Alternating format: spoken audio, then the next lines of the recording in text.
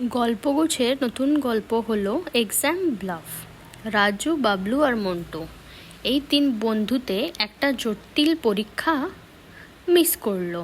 তারা সিদ্ধান্ত নিল যে ওরা একটা ছুতো বানিয়ে প্রফেসরকে বোঝাবে।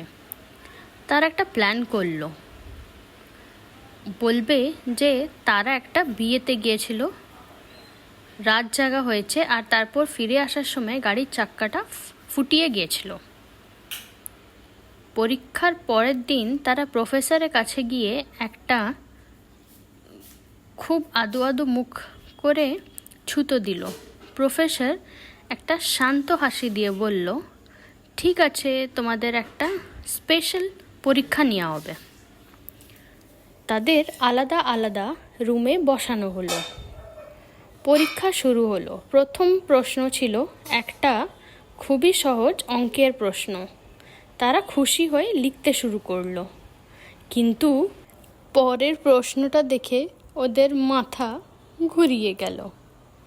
পরের প্রশ্নটা ছিল গাড়ির কোন চাকা ফুটিয়েছিল। আশা করছি বন্ধুরা আপনাদের এই গল্পটা ভালো লাগলো।